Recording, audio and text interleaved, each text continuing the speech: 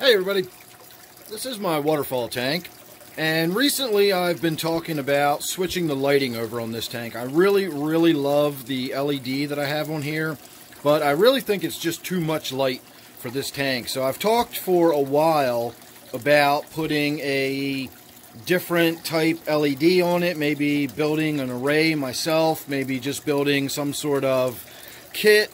Haven't really known what I want to do. But I decided I'm going to tinker around with a little DIY project, and I'm going to build sort of an array or a panel, depending on what you want to call it. Not really sure how the finished product is going to look yet. I think today we're just going to slap together a little prototype. And what we're going to do is we are going to start with regular LED bulbs. Now I have ordered some Cree bulbs, so I will actually get units that have Cree chips in them that have a color rendering index of 90 plus, so they will be a very high quality light. They won't be really powerful, but they will be a really high quality light. Whereas this is an acceptable quality light for the price you pay. These are the great value LEDs. I've spoken about these in several of my other tanks. I use the floodlights and the spotlights. In fact, the light I have right here that I have shining down there is one of the great value spotlights.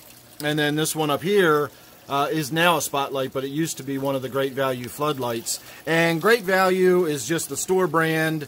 Like all store brands, they simply purchase their products from known manufacturer, and then they just slap them in Walmart boxes. So TCP is the company that manufactures the chips in these great value brand bulbs, and they're actually a pretty good quality chip, believe it or not. So the price you pay for one of these is really reasonable. Now again, you're not getting a Cree quality chip, but you do get a pretty good quality chip in here. What we're doing with this is going to be my prototype. I'm going to use the low budget LEDs for the prototype, and if I get something that works even reasonably well, I've got other places I can use that that don't need such high quality light. For something like this that I want to be able to look at and really enjoy, I'm going to use the Cree higher quality with that really high color rendering chips. So what we're going to do is we're going to take one of these light bulbs. In fact, we're going to take 5 or 6 of these light bulbs, and the first thing we're going to do is we're going to remove the diffuser, and then we're going to remove the screw. And what that will leave us with is that. And so what you've got is a little array of chips right there. And I'm going to mount these in series along either some kind of board or maybe some kind of box. I can have 6 of them in the box to give me something sort of similar to this, except having the LEDs right there on the front where the light escapes sideways as much as it does. And this unit actually has focal lenses, so we're not getting a lot of sideways light. These have no lenses. These are just naked chips, and these will scatter light almost completely sideways. It'll come almost 90 degrees off of this. So we'll have to have some kind of way to focus the light to some degree. Haven't really figured out exactly how I'm going to do it yet. But I'm going to simply wire these. I'm going to hardwire them all together. So at the end of the line, I'll have one plug, and I can simply plug it in, and it'll light up an array of these. So I'm going to get started doing that. Again, I'm not really sure what I'm going to do, but I am going to tinker around with that. This is what the diffuser looks like after you put it in a vise and crush it to break it off of there. And then, of course, this just pops right off. Now, I will say, if you're going to do something like this,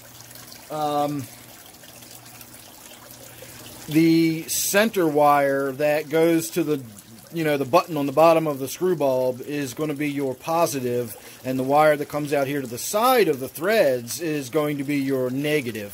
So if you're going to wire one of these yourself, always keep that in mind, that when you screw in a light bulb, the little button at the top is always your positive, and the threads, the metal and the threads on the side is always your negative. So this little stuff in between is an insulator. So that's your positive and that's your negative lead on a light bulb. So let me get started. Like I said, we're going to go ahead and pop a bunch of these apart. I'm going to do a color blend. I've got some 5000K and some 2700K and we're going to put them together so that blending them together is going to be something different. And again, it's not going to go on this tank, but the finished product ultimately will when we get into using the Cree chips. So let me get my little prototype together and I'll show you what that looks like on the other side of it. Alright, and here we are a little while later. I'm not quite done working up a prototype yet, but this is what I've got so far. And if you'll notice the different color chips, the darker ones will produce the 2700K light, and the more yellowy looking chips will produce the 5000K. So I've just got them hot melt glued on there.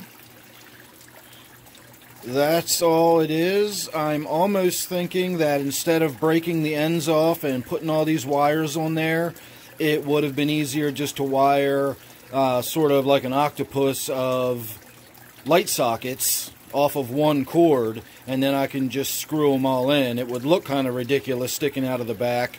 You know, once I'm done with this, I'll get all these wires tied up a little more neatly and run into one cord. I might even put a switch on it, and it'll basically be a little LED grow light panel. Low quality. Again, the light's not going to be a real fine quality, but I want to work some sort of prototype out before I use the expensive Cree bulbs. These bulbs that I broke apart today were, I think the expensive ones were $3 a piece. The Cree bulbs that I ordered, I think, are closer to $15 a piece. So, you know, before, again, as I said, before I go breaking them apart to do something like this, I want to make sure I kind of know what I'm doing. So we'll see. Let me get back to it. I'm going to get this all wired together, and next time we see this, I should be able to plug it in and light it up for us. Alright, there we go. I've got it all wired up. I've got a switch on it. Got the switch in my hand so I can do this one-handed. And then we've got the plug plugged in up here to where I've got an extension cord hanging. So this is with one hand, and I'm going to turn it on not really facing this light because I can't really do a before and after. This isn't really meant to replace this light or anything anyway, and in fact we're going to be using much better lights anyway. I just want to show you what this actually looks like when it lights up. So it's no joke. It really produces some serious light. Each one of these is between 11 and 15 watts. So you can do the math if you want and figure out how much wattage we're drawing there. Again, I don't know which one is which. I think the 5000K are actually drawing 15 watts and the 2700K are only drawing 11 watts. So it's 3 of each. But that is an insane amount of light.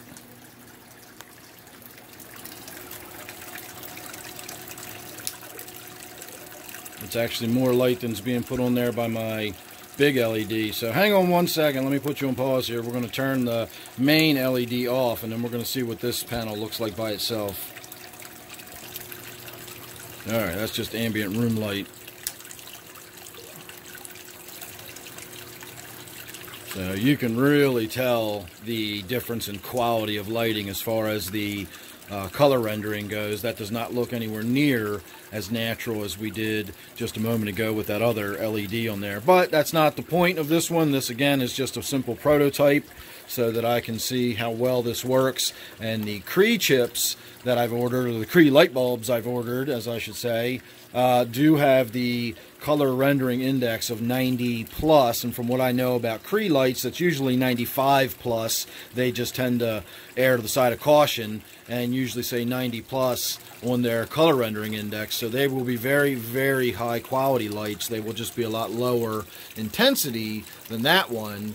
And then of course this one is much more intense than I really even need it. So this is probably going to go either upstairs in my kitchen, or this time of year we like to get seeds and bulbs and stuff started. It's a little early to get them out in the yard, but if we can get them in underneath some decent lighting and get them started, then this will be a really good way to do it, because again, that really just puts out mad lighting.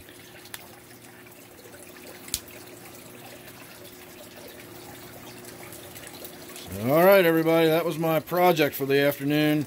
So thanks for watching, and make sure you subscribe, because you're not going to want to miss what I do when I really finally get the good LEDs that I'm going to be putting on this.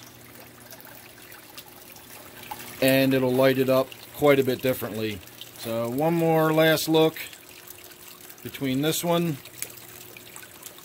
This is the one I just made, very low budget. And that's the Cree cob, which is actually meant as a grow light. So it really does have a really high quality light that is designed to do well for plants. So there you go. As I said, everybody, thanks again for watching. Make sure you're subscribed. Don't forget, this one here is my waterfall tank, and I'll see you real soon on the next one.